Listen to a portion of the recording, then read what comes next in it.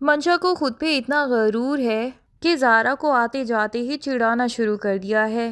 اور اسے یہ بھی کہہ دیتی ہے کہ کچھ زیادہ ہی مغرور نظر آنے لگ گئی ہو۔ مان لیتی ہوں کہ حمزہ سے شادی کرنا تمہاری جیسی لڑکی کے لیے بہت ہی زیادہ فخر کی بات ہوگی، لیکن یہ بات نہ بھولنا کہ حمزہ کی محبت تو میں ہی ہوں اور ہمیشہ میں ہی رہوں گی۔ تمہیں بیوی بن کے بھی اس کی محبت حاصل ہونے والی نہیں۔ زارا نے تو ایک چپ سادھ لی ہے کیونکہ وہ جانتی ہے کہ منشا اور اس کی ماں بھی ملے ہوئے ہیں اور یہ جو بھی باتیں پورے خاندان کے سامنے بنائیں گے زارا ان کا مقابلہ کبھی نہیں کر سکتی، اسی لیے وہ خاموش رہ کے ان کو جواب دینا چاہتی ہے اور دیکھنا چاہتی ہے کہ قدرت کا انصاف کیا ہوگا ان کے لیے۔ دوسری طرف منشا کو یہ غلط فہمی ہے کہ ڈاکٹر شجاع اس کے لیے رشتہ بھیجنے والے ہیں۔ اب اسے کیا معلوم کہ ڈاکٹر شجاع تو اس لمحے کو ہی پچھتا رہے ہیں جب پہلی نظر میں اس کو پسند کر کے اس کے ساتھ فلرٹ کرنے کی کوشش کی تھی۔ ڈاکٹر شجاع تو ایسی لڑکی سے کبھی بھی شادی نہ کرنا چاہتے ہوں گے، وہ تو بس ٹائم پاس کر رہے تھے، لیکن یہ ہے کہ ان کے سر پہ ہی سوار ہو گئی ہے، اب ڈیلی ان کو کالز کرتی رہتی ہے اور ڈاکٹر شجاع جب کالز ریسیو نہیں کرتے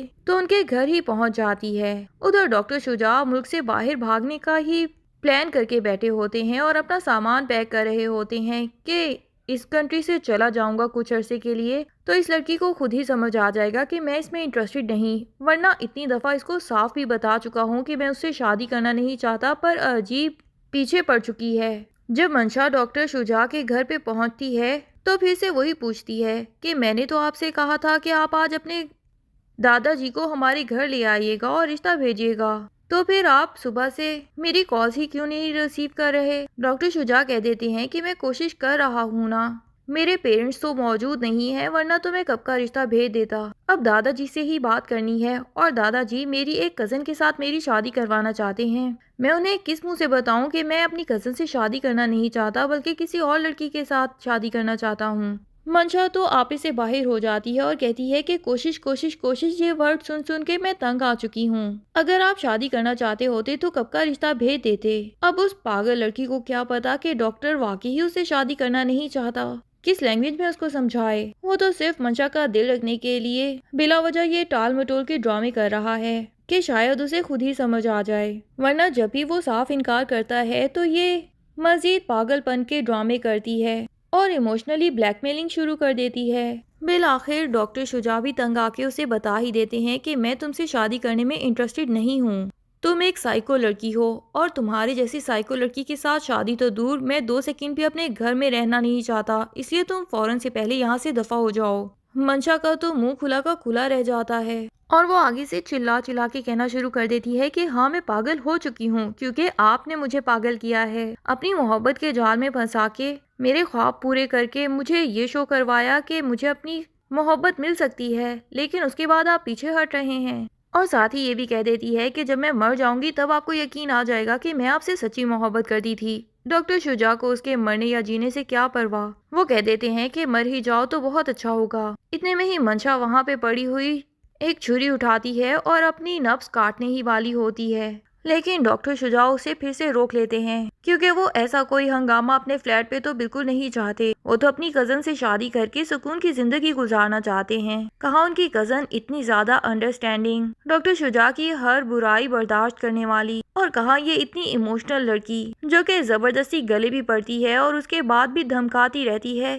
یہ تو ساری زندگی خود بھی پاگل پن کے ڈرامے کرتی رہے گی اور ڈاکٹر شجاع کو بھی ذہنی مریض بنا کے چھوڑے گی۔ لیکن فی الحال اس کو اس چیز سے روکنے کے لیے ڈاکٹر شجاع کہہ دیتے ہیں کہ چلو میں تمہارے ساتھ ابھی نکاح کرنے والا ہوں، لیکن منشا اس دفعہ ڈاکٹر کی بات میں نہیں آتی اور کہتی ہے کہ یہ تو بات آپ نے اس دن بھی کہی تھی جب میں دلہن بنی آپ کے فلیٹ میں آ گئی تھی، پر اس کے بعد کیا ہوا؟ میں سارا دن انتظار کرتی رہی اور آپ نے میرے گھر رشتہ نہیں بھیجا، اور الٹا میری ماں بھی مجھ سے یہی سوال کرتی رہی کہ کیا وہ تمہارے ساتھ واقعی سنسیئر بھی ہے، کہیں تمہیں دھوکہ تو نہیں دے دیں گے۔ میں تو اپنی ماں کو بھی بڑے پر اعتماد طریقے سے یہی بتا رہی تھی کہ ہاں مجھے کبھی دھوکہ نہیں مل سکتا، ڈاکٹر شجاع مجھ سے لازمی شادی کریں گے۔ تو ڈاکٹر شجاع کو بالآخر اس کے ساتھ جا کے کورٹ میرج کرنی ہی پڑتی ہے اور وہ یہی سوچ لیتے ہیں کہ کوئی بات نہیں، اس لڑکی کو صرف مجھ سے نکاح کرنا ہے نا، تو ٹھیک ہے ایک دفعہ نکاح کرتا ہوں اور اس کے بعد اس کو سائڈ پہ کر دوں گا۔ اور نکاح کے بعد وہ اس کو یہ بھی بتا دیتے ہیں کہ میری اپنی کزن سیرت کے ساتھ بھی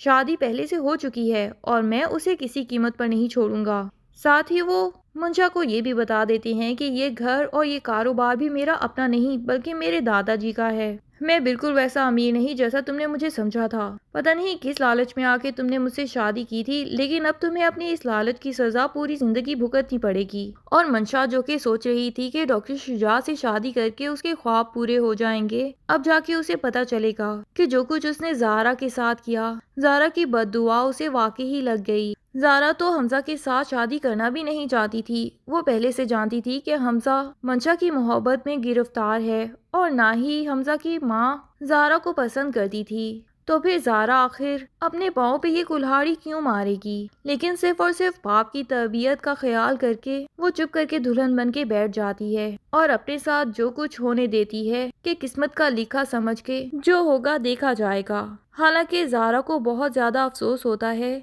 کہ وہ ہادی کی دلہن اگر نہ بن سکی تو اس کی زندگی تو ادھوری رہ جائے گی۔ کہاں ہادی جیسا اتنی اچھی نیچر کا لڑکا اور زہرا سے اتنی محبت کرنے والا، جس نے صرف اور صرف ایک دن کی مہلت مانگی تھی اور زہرا سے کہا تھا کہ اگر آپ نے میرے علاوہ کسی سے شادی کی تو میں آپ کو کبھی بھی معاف نہیں کروں گا۔ اور ہادی کو دیکھ کے زہرا کو یہی لگا تھا کہ یہ سب اس کی مانگی گئی دعاؤں کا نتیجہ ہے کہ اسے ہادی جیسا محبت کرنے والا لڑکا مل رہا ہے۔ لیکن اس نے باپ کی تربیت کے آگے اور ماں کی عزت کے آگے اپنی محبت تک قربان کر دی اور ایک لفظ تک منہ سے نہیں نکالا۔ ایون منشا نے جو بھی الزامات اس کے اوپر لگائے اور ایون حفصہ نے بھی منشا کے ساتھ مل کے سارا کا سارا الزام زہرا کے اوپر ہی لگا دیا کہ زہرا نے جان بوجھ کے منشا کی یہ بات کسی کو نہیں بتائی کہ وہ پارلر گئی تھی تاکہ منشا کی شادی حمزہ کے ساتھ ہو سکے۔ اور یہ ساری کی ساری اصل میں زہرا کی چال تھی کیونکہ وہ حمزہ کے ساتھ محبت کرتی ہے۔